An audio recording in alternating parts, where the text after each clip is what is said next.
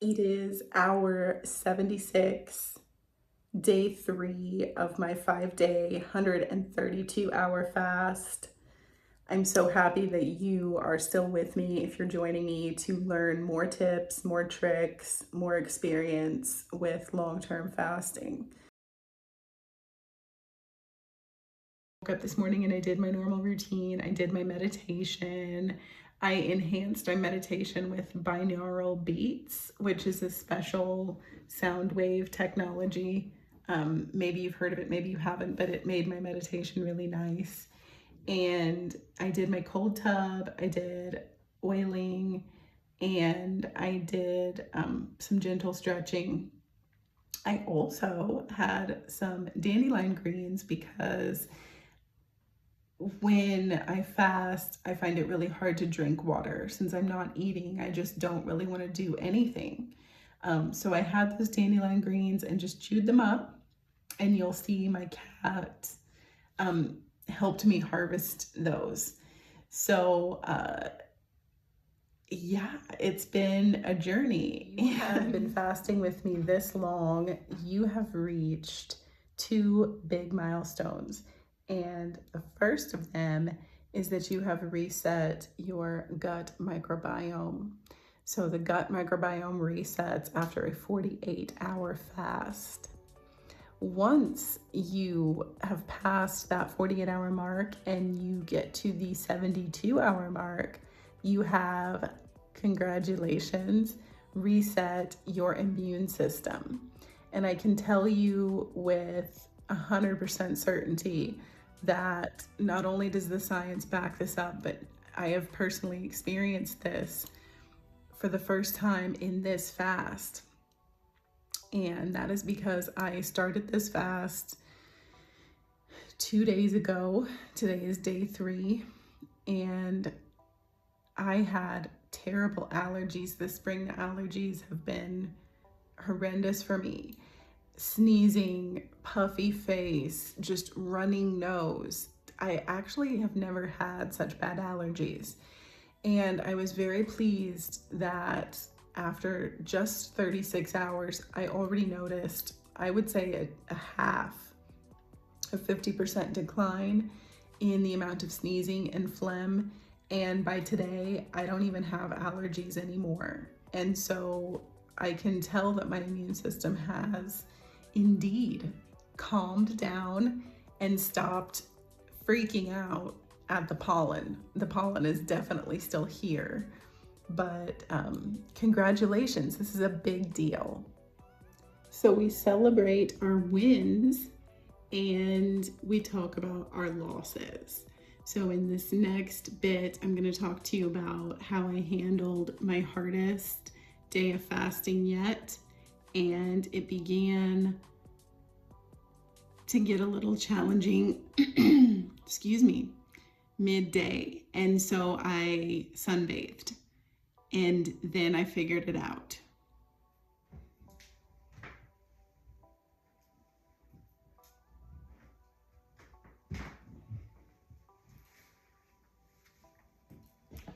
Yoga Mermaid here with the tip of the day. When you're asking yourself, why the F am I fasting this long? Dance, get outside, sunbathe, put on your favorite song, and just get a little crazy. And put on some beautiful fashion, like I have my silk dress on today. Anything you can do to nurture your body and make it feel good and show your body that you're doing this because you love your body and honor it just as it is, not because you're dissatisfied with it in any way. I also did an oil massage today, like I do every day, and I especially focused on just rubbing my heart area and saying I love you to myself and spending some time journaling. And so do something that makes you feel loved and nurtured by yourself. Decided to have a kiwi. And I have recently heard that a kiwi with the skin on is one of the most healthy things you can eat because it has massive amounts of fiber. So basically any sugars, which are negligible because the kiwi has 40 or 30 calories, I can't remember which, and a ton of fiber and some vitamins and antioxidants. And so I thought, this is fantastic. I'm gonna eat this and it's gonna help me just keep passing waste. Because it being day 3, I have not used the number 2 since yesterday morning. So I didn't go this morning and I don't like that. That's not normal for me. And I'm thinking this kiwi is gonna help with that and it will help me feel better. So I ate the kiwi. About 2 hours after I ate the kiwi, I decided that I wanted some more salt and some herbs. And so I opened a can of really healthy chicken broth, no artificial flavorings, preservatives, also low sodium, but I wanted the sodium. And I went out to my herb garden and I picked a basil leaf, a rosemary leaf, and a sage leaf and boiled that in the chicken broth to give it some herbal vitamins and antioxidants. So the last 2 things I had to eat, so yes, I'm a total cheat, I'm gonna admit it.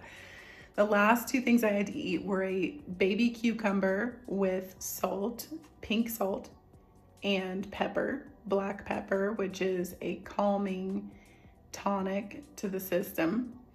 And then I had some lamb's quarters with butter and salt and pepper, and I cooked them in my cast iron pan. Very small handful of those, and I have a picture of them. Basically, lamb's quarters grow wild in my yard and in many places in the Midwest, and I would imagine kind of all over the country. Most people look at them as a weed, but they taste like spinach when you cook them. So I had that. Again, altogether probably 70 to 80 calories, tons of fiber, tons of vitamins, minerals, and very little sugar except the kiwi. So that is my lesson to you on how you cheat when you're doing a fast that doesn't ruin your fast. It doesn't take you out of keto fat burning mode.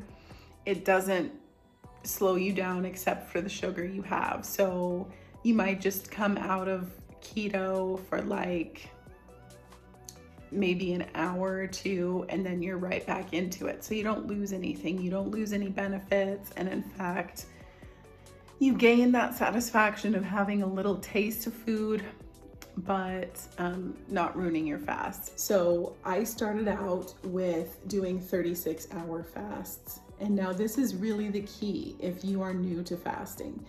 The 36-hour fast is difficult, but it's doable because it's only 1 day and the surrounding 2 nights. So it's doable because you get to use some of your willpower and you don't work yourself so hard that you go insane the next day. You still eat healthy and normal the next day, but you know that you've given your body 36 hours to just rest from food. So at the beginning of my journey, 36 hours is what I started with. And I went 36 hours once a month. And eventually I worked up to 36 hours every 2 weeks. I tried 36 hours every week and that felt really ugly to me. It's that time when I started doing a 60-hour fast once a month instead of a 36-hour fast so frequently. And we touched on the benefits of lengthening the fast to 48 or 72 hours.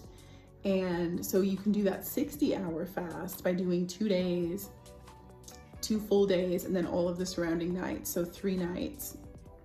And I would highly recommend that if you've been fasting and doing 36-hour fast, to try the 60-hour, because once you can get to 60 hours, you reset the gut microbiome, and it's a lot easier to fast once a month than it is every week. It's more balanced, and so you'll see that over time. So I wanted to share those tips with you, and just wish you all the best on your fasting journey. Thank you for being here with me, because this is part of my fasting journey, and it's made it easier talking with you and helping you on your journey to having a more balanced body and giving your body that seasonal reset that it needs to purify and relax and rest. So thank you, and I will see you tomorrow for our day 4 fasting video. One more thing, be sure to go to my playlist called Yoga Breathwork to find the Nadi Shodhana alternate nostril breathing activity to use on any day of your fasting experience or any time in your life when you want to take a few minutes to calm your nervous system. Thank you for watching. See you later.